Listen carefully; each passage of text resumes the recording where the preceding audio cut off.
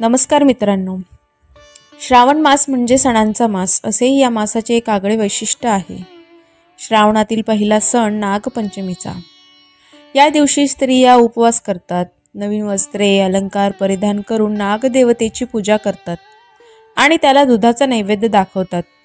या दिवशी काही चिरणे कापणे वर्ज्य असते. या सर्व गोष्टींमागील इतिहास आणि शास्त्र आपण जाणून घेणार आहोत. नागपंचमी हा सण श्रावण शुद्ध पंचमी या दिवशी साजरा केला जातो. सर्पयज्ञ करणाऱ्या जनमेजय राजाला आस्तिक नावाच्या ऋषींनी प्रसन्न करून घेतले. जनमेजयाने वर मागा असे म्हटल्यावर सर्पयज्ञ थांबवण्याचा वर त्यांनी मागून घेतला. जनमेजयाने सर्पयज्ञ थांबवला. तो दिवस पंचमीचा होता. शेषनाग त्याच्या फण्यावर पृथ्वी धारण करतो. तो पाताळात राहतो. त्याला सहस्र फणे आहेत. प्रत्येक फण्यावर एक हिरा आहे. त्याची उत्पत्ती श्री विष्णूच्या तमोगुणापासून झाली असे म्हटले जाते. श्री विष्णू प्रत्येक कल्पाच्या अंती महासागरात शेषसनावर शयन करतो. त्रेतायुगात श्री विष्णूने रामाचा अवतार घेतला, तेव्हा शेषाने लक्ष्मणाचा अवतार घेतला. द्वापर आणि कली या युगांच्या संधी काळात कृष्णाचा अवतार झाला. त्यावेळी शेष बलराम झाला. श्रीकृष्णाने यमुनेच्या डोहातील कालिया नागाचे मर्दन केले. तो दिवस श्रावण शुद्ध पंचमीचा होता. 5 युगांपूर्वी सत्तेश्वरी नावाची एक कनिष्ठ देवी होती. सत्तेश्वर हा तिचा भाऊ होता. सत्तेश्वराचा मृत्यू नागपंचमीच्या आदल्या दिवशी झाला. सत्तेश्वरीला तिचा भाऊ नागरूपात दिसला, तेव्हा तिने त्या नागरूपाला आपला भाऊ मानला. त्यावेळी नागदेवतेने वचन दिले की जी बहीण माझी भाऊ म्हणून पूजा करेल तिचे रक्षण मी करीन.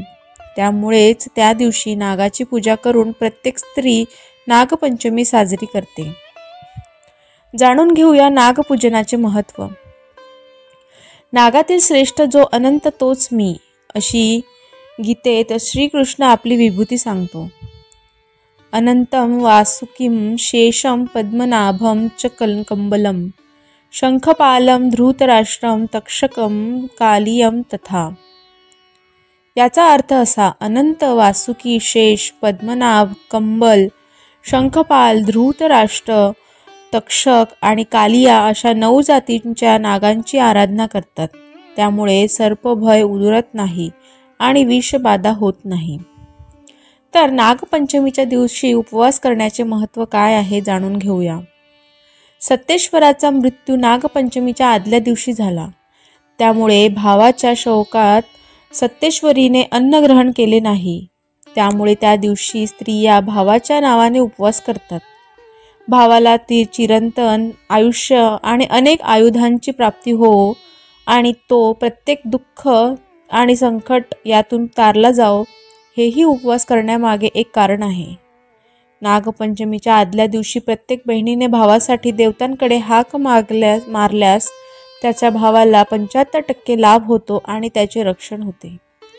नवीन वस्त्रे आणि अलंकार घालण्याचे कारण काय आहे हे जाणून घेऊया. सत्तेश्वरीच्या भावासाठीचा शोक पाहून नागदेव प्रसन्न झाला. त्याने तिचा शोक दूर करण्यासाठी आणि तिला आनंदी करण्यासाठी नवीन वस्त्रे परिधान करण्यासाठी दिली. तसेच निरनिराळे अलंकार देऊन तिला सजवले. त्यातून सत्तेश्वरी आराधना झाली. त्यातून सत्तेश्वरी समाधानी झाली. त्यामुळे नागपंचमीच्या दिवशी स्त्रिया नवीन वस्त्र आणि अलंकार परिधान करतात. जाणून घेऊया नागपंचमीच्या दिवशी मेहंदी लावण्याचे महत्त्व. नागराज सत्तेश्वराच्या रूपात सत्तेश्वरीच्या पुढ्यात उभा राहिला. तो निघून जाईल असे वाटून तिने त्याच्याकडून म्हणजेच नागराजाकडून तसे हातावर वचन घेतले. ते वचन देताना सत्तेश्वरीच्या हातांवर वचनचिन्ह निर्माण झाले. त्या वचनाचे प्रतीक म्हणून नागपंचमीच्या आदल्या दिवशी प्रत्येक स्त्री स्वतःच्या हातावर मेहंदी काढते. नागपंचमीच्या दिवशी झोका खेळण्यामागील इतिहास. 5 युगांपूर्वी सत्तेश्वरी नावाची एक कनिष्ठ देवी होती. सत्तेश्वर हा तिचा भाऊ होता.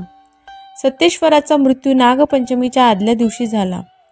सत्तेश्वरीला तिचा भाऊ नागरूपात दिसला. तेव्हा तिने त्या नागरूपाला आपला भाऊ मानला. दुसऱ्या दिवशी सत्तेश्वरीला नागराज दिसला नाही. तेव्हा ती रानात सैरावैरा भेटकू लागली आणि शोधता शोधता झाडांच्या फांद्यांवर चढून पाहू लागली. त्यानंतर नागराजाने तिला दृश्य स्वरूपात समोर येऊन सत्तेश्वराचे रूप प्रकट केले. तेव्हा ती आनंदाने झाडांच्या फांद्यांवर झोके घेऊ लागली. त्यामुळे स्त्रिया त्या दिवशी झोका खेळतात. झोका खेळण्यामागील उद्देश असतो, जसा झोका वर जातो तसा भाऊ प्रगतीच्या शिखरावर जाऊ दे आणि झोका खाली येतो तशा भावाच्या आयुष्यात आलेल्या सर्व अडचणी आणि दुःखे खाली जाऊ देत, असा होतो. नागपंचमी साजरी करताना करावयाच्या प्रत्येक कृतीचा आध्यात्मिक लाभ. नागपंचमीच्या दिवशी नवीन वस्त्र आणि अलंकार परिधान केल्याने आनंद, चैतन्य यांच्या लहरी आकर्षित होतात. झोका खेळल्याने क्षात्रभाव आणि भक्तिभाव वाढून त्यातून सात्विकतेच्या लहरी मिळतात. उपवास केल्याने शक्ती वाढते आणि उपवासाचे फळ मिळते.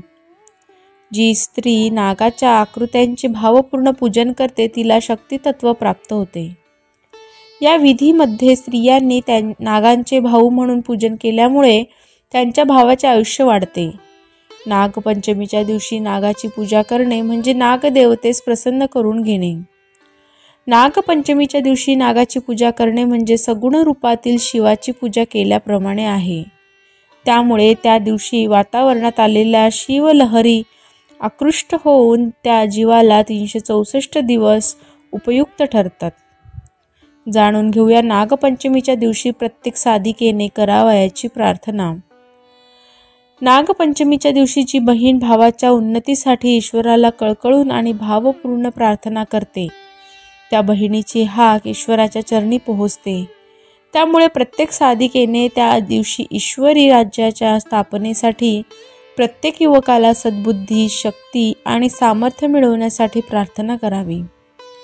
नागपंचमीच्या दिवशी कापणे, चिरणे आणि तळणे या क्रिया निषिद्ध असण्याचे कारण, कापणे, चिरणे आणि तळणे या प्रक्रियातून रजतमाशी संबंधित इच्छालहरी म्हणजेच देवताजन्य इच्छालहरींच्या कार्याला अवरोध करणाऱ्या लहरी वायुमंडळात उत्सर्जित होण्याचे प्रमाण जास्त असल्याने या दिवशी नागदेवताजन्य लहरींना कार्य करण्यात अडथळा प्राप्त होऊ शकतो.